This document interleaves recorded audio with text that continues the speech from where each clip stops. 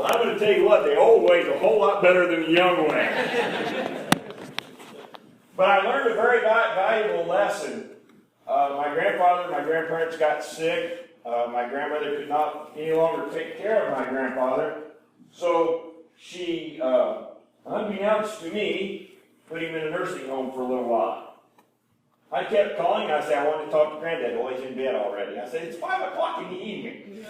Why is he in bed? He's in bed already. After the third night of calling and he's in bed, I said, no, he's not in bed. I said, he's not there, is he? And she started crying, and she said, I had to put him in a nursing home because I couldn't take care of him. The next day, I was on an airplane back to Illinois. Walked in the Berry nursing home down there, flew the door open, and I said, I'm taking that man with me. And they said, no, you're not, because the doctor has to sign him out. I said, I'm the doctor. He's going home with me. They put up a fight. They put up a struggle because the doctor had signed him in there. And I said, they called the local police department there in Berry. Well, just so happened my uncle was the chief of police. Had an inside track there, didn't I? I said, where's his clothes? They're in the closet. I said, well, let's get him on. He ain't going nowhere. I said, watch me. I said, are you ready to go home? He said, yes, I am. Took him home, and I spent the next couple of months taking care of him in ways that I never anticipated. But it was the best 3 months that I had with my grandfather. Because it was one of the times that he told me how proud he was of me. And I've always tried to live up to that expectation of my grandfather. My grandfather was a hard man, but he was a good man. He taught me a lot of valuable lessons. Just like God has taught me a lot of valuable lessons.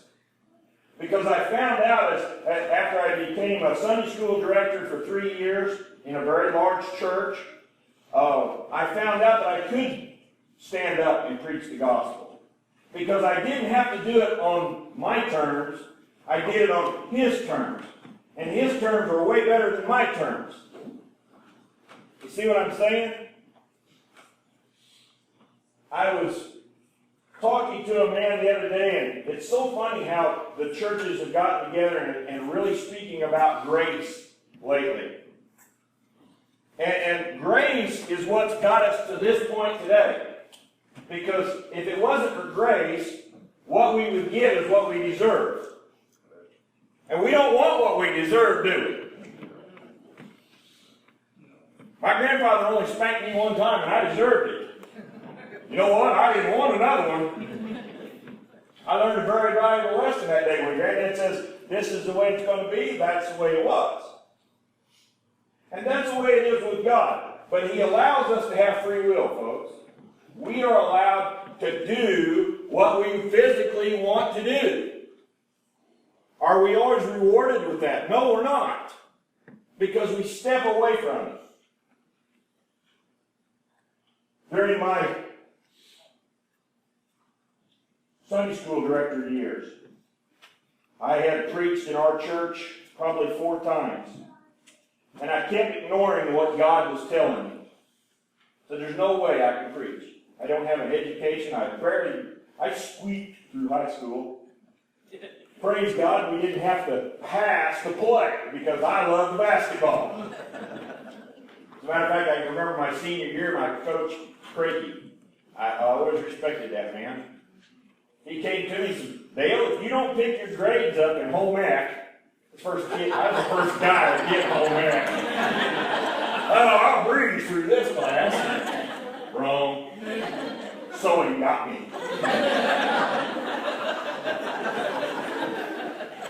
It just took me down. So I had to get my grade back up. With a little bit of help of some other students and stuff, I was able to pass and I was still able to play. But I surrendered to be a pastor, become a pastor. Our main gentleman with the Baptist Association came to me and said, I've got a church that needs a pastor. But he said, there's a little bit of a problem. I said, well, what's the problem? He said, there's 2 people that go to this church. 2 people? I can't disappoint them too bad. went down there, and I sat down with the gentleman was 80 years old, and his wife was 70-something years old, and I looked at the church, and it was not quite this big, but it was an old building that had been moved from the Gulf of Mexico off the beach back up into town, a little town called Sabine Pass, Texas. So I looked at them, and they said, "We've been taking money out of our own pocket to keep the doors open." And I said, "Well, let's see what we can do with that." So we started praying, and I don't know whether everybody realizes how important prayer is or not. Just show of hands. How many people really rely on prayer? It's great to see what God does when you pray. When I left there 3 years later, the first 6 months, we had those two people, and we had a young couple start to come to church. They brought their little kids. Of course, we didn't have a children's program or anything. I taught Sunday school. I did everything. Never complained. 7 months later, a hurricane came through, wiped out half the town, and I've told this story 100 times in different churches all over the United States. It actually picked the church building up off the foundation, laid it on the ground, slammed it to the ground 8 foot off the foundation, and split the church. I said, it's the only Baptist church that I've ever heard of that the building split and all the people stayed together. But you got to remember, there wasn't but 6 of us. So we couldn't go too far. But it all points back to grace. Because in my time, the next 2 weeks, I cried and I cried and I cried. And I said, God, why did you take me somewhere to take this church that you wanted to build and the people that had been there for so many years? Why did you destroy it? And I got a message back and he said, I didn't destroy the church because the church is the people. It's not the building that you worship in. He said, I'm going to put you in a little 8 by 10 building. It's called the community center, small community. Community center, and we started worshiping there. And one night, I'm in bed, and I'm still new at this pastor stuff. And I kind of had an epiphany. I think that's what you call it. I hope I used the right word. God says, I'm going to build the building. You worry about the church. I said, okay. There's an article, you can Google it. You put in there Dale Martin, Sabine Pass, Texas, and it tells the whole story of how my philosophy changed. I used to worry about a building, but it's not the building. As a matter of fact, when the news reporter came out and said, when are you guys going to build your building? I said, I don't have a clue. Well, we're going to build the community before we build the building, I can tell you that. And that's what started happening. People started seeing, I even quit my daytime job. I got $600 a month as a pastor. I quit my construction job, and I said, we're going to build a community. And we did. We started building homes. We started building people's lives. They started hearing about my story. And I tell people today, I've been at Saddleback Church in California. I've been to Fellowship of the Woodlands in Texas. I've been to Jesse DePlantis Church in Houma, Louisiana. I've been to all these big mega churches, and I say the same thing to them. It wasn't me. It was God. Because I done nothing. I just allowed him to use me in the way that he could. My family all sat back and said, how are we going to survive? How are we going to make our house note? How are we going to do this? How are we going to do this? And I said, you know what? We got to rely on God. We got to rely on God. He told me that I'm going to build a building, folks, and this church is not going to owe a dime. I can take you down to Greenwich Street in Sabine Pass, Texas today and show you it was estimated at $795,000 building, was erected by volunteers from clear over across the seas in Ukraine. We had a pastor come from over there, come in and put sheetrock up for 2 weeks. The church doesn't owe a dime on it. 6 months after the building was built, and you got to remember, it's Sabine Pass, Texas, I still can't touch the bottom of the beams. They're 14 foot off the ground. is where the floor joists are. Had another hurricane come through, Hurricane Ike. Had 2 inches of water on the floor throughout the whole building. Carpet was ruined, some of the drywall, the wall was ruined, leaked through the ceiling, some of the ceiling came down. The auditorium, it has a 22-foot ceiling height in it. I'm scared to death of heights. I'm up there on a ladder, on scaffolding where I shouldn't be. But it's all through that has made me who I am today. You know, I've seen miracles. I sit in a examining room. Gentleman had a tumor, cancer tumor this big around, in his lungs. Went in there with him. His mother was just bawling at the table, and we were going through, and they were going to do another exam, and they were going to do this, and they were going to do that. And I said, folks, what y'all worried about? It's going to be okay. I took the nursing staff, which the nursing staff said that's the first time this has ever happened. I took the nursing staff and said, all you nurses that are in here, come here. Come over here to this room. Come on. And I made this statement. I said, if you don't believe in what I'm fixing to pray in, please leave. I said, but let's gather hands and let's pray before this young man goes back and has his exam done. It's so funny. Nurses were crying, doctors, we had 2 doctors that were in there, and they were crying, they were all bawling before this prayer was all over with. They took the young man back to the examining room, they brought him back, and he was in there for about 30 minutes. The doctor come back in there, and he was as white as that piece of cloth right there. He said, we can't find nothing in there, we must have made a mistake. I said, folks, you didn't make a mistake, it's gone, God healed him. It's all about the prayer. It's all about the grace that God gives us. Because, folks, if we didn't have grace, you wouldn't like what you deserved. Romans chapter 6, verses 1 and 2. It says, what shall I say then? Are we to continue in the sin so that grace may increase? Verse 2 says, may it not be. In the King James Version it says, God forbid that we would continue to do what we know is wrong and turn away from that and do what's right. How many of you say that it's a little harder sometimes to do what's right than it is wrong? I'll raise my hand to that. Because it's easier for sometimes us to do what everybody else is doing and not try to set ourselves apart from what we know to do. It's kind of like my granddad said, if you do it right the first time, you don't have to do it twice. You don't have to do it twice. So if we know what sin is, and we know that we've done it, why do we have to continue to do it? We shouldn't. I always thought becoming a Christian, it was going to be a piece of cake. It was going to be a cakewalk to go through life. It got worse. Because what happened is, Satan tried to take me back to my old days and my old ways, and I didn't want to go there anymore. So as we become more involved in what God has for us, I'm going to try to calm down just a little bit, slow down.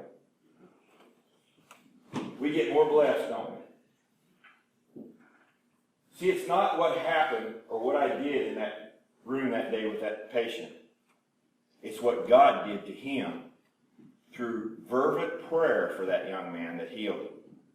I've seen that happen 3 times in 3 different occasions, 3 different people. It's awesome to watch God work. It's awesome to be in His will. Lord knows I step out of it every once in a while. I haven't preached in 4 years. The last time I preached was in a Methodist church. I said, are you sure I'm Methodist? So we don't care. And then they had me come back 2 weeks later. I thought, wow.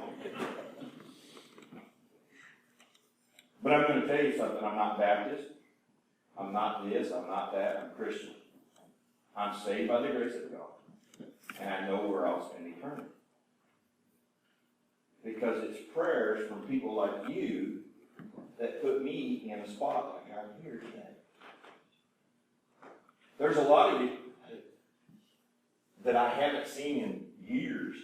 This young lady right here, sweetheart, we were sweethearts in high school. Hadn't seen her in 36 years. Praise God, we're dating and doing just fine. And I'll answer some questions right now. This ring that I wear, I put on 5 years ago. You know who I'm married to? Him. You know what this is a reminder for me? Now, I will take it off at work, because 3.5 months ago I got my finger smashed in a sprayer boom and like I lost that finger. If you look at the ring, it's cracked and broke and all mashed up, and I took a pair of pliers and I kind of wheeled it back out and molded it back so it would fit. But every time I look at this, I think of who I'm married to. Who's done the most for me? Not saying that people haven't done a lot for me, but God's done the biggest part. And it's through prayers that those prayers were answered. If you'll play that song, I'll try to sing it.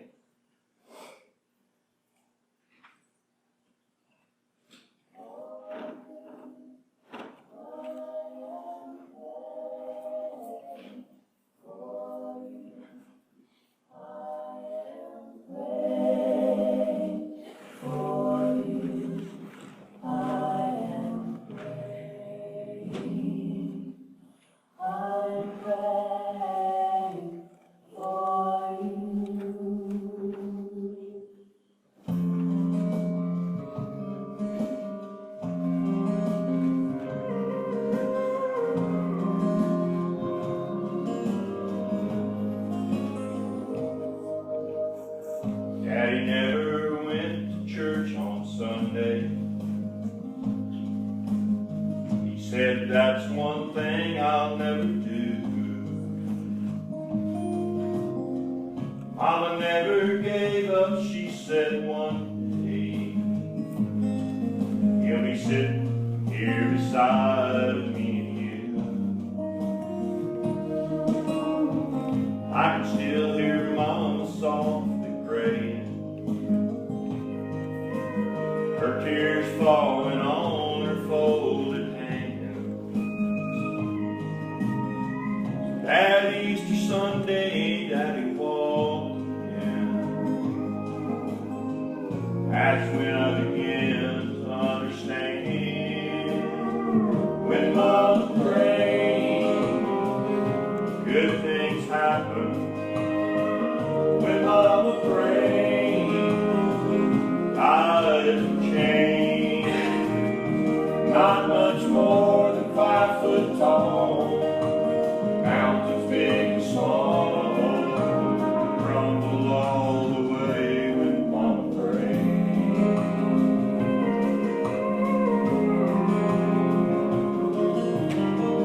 17 and while I hit the bottle,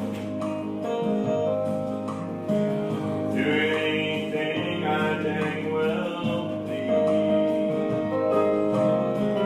Burning down life's highway at full throttle, while Mom burned a candle on her knee.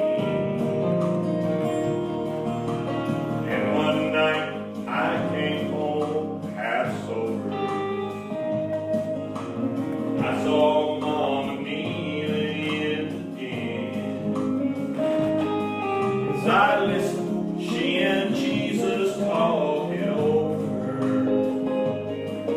I knew my restless days were about to end. When Mama prayed, good things happen. When Mama prayed, lives change. Not much more than 5 foot tall, mountains big and small, crumble all the way when Mama prayed. Every one of them was not answered, but the times they weren't, it seems to me,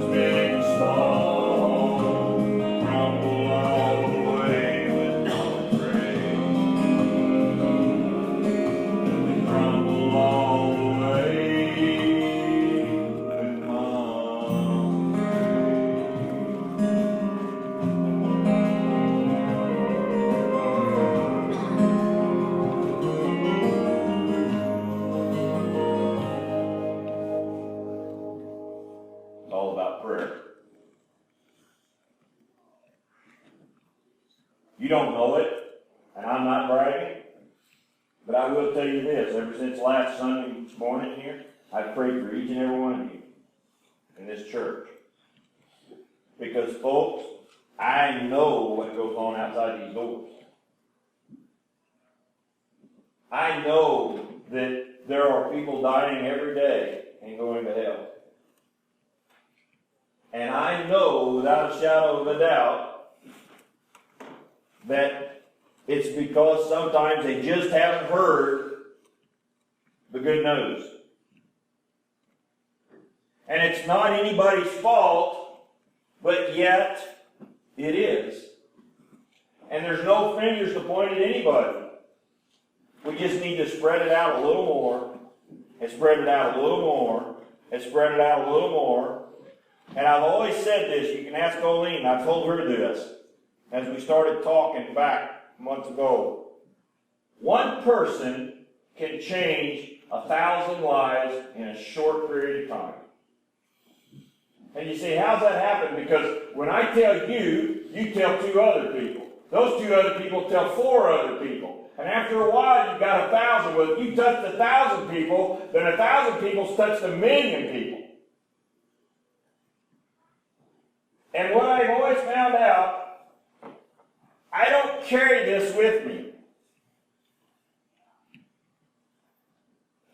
This goes with me everywhere.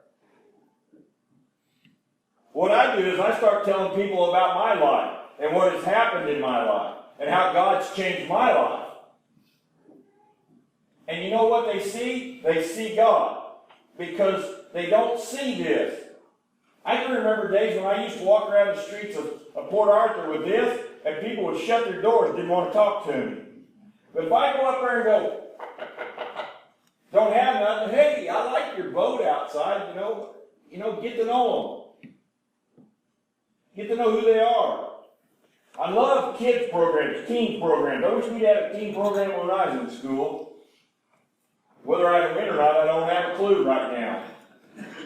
Can't make that judgment call. Boy, if they'd have had it in basketball, I would have. Or baseball.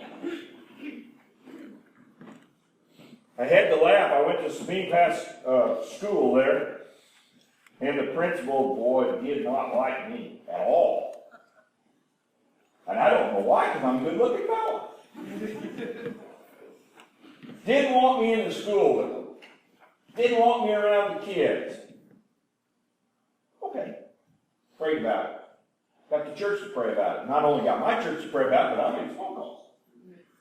Remember that 1 in 1,000? A lot of people got to pray about it. I got a phone call from the school superintendent. Would you please come up here to school? We got a situation we want you to try to handle. I said, well, imagine that.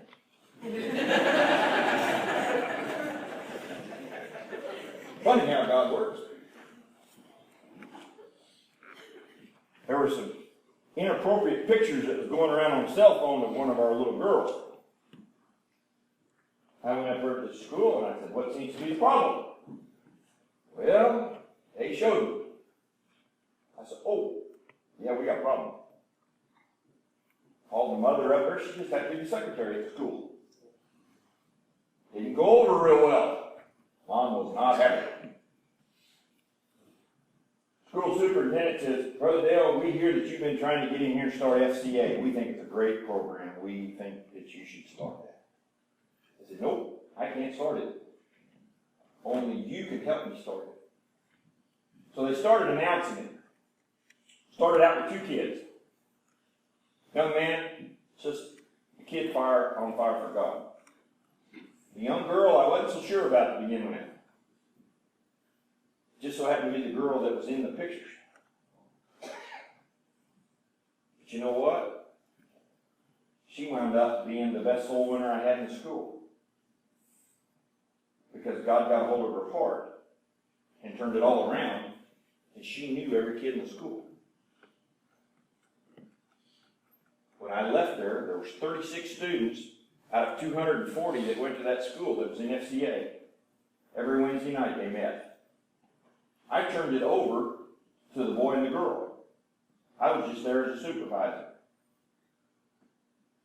All those kids that were in that FCA meeting were saved because of that young lady. what had happened is they seen how Grace had turned her around and her heart around, and they wanted a piece of it. I know why I got in trouble when I was a kid, because I was seeking attention. I was wanting the joyride. I was wanting the fun. I wanted the thrill. And that's the way it is today. We want a thrill. Well, the best thrill you can ever have is to get right here and stay deep in it. I want to thank your pastor for allowing me to come and speak this morning. I had a great time. I will continue to pray for this church, and we're going to continue to come back here until God leads us somewhere else. God bless each and every one of you. I knew this young man, I told him this last week. I didn't know this young man as a youth because he was born after I left. But I knew his mother and dad. And I told him, I said, you give them a message for me.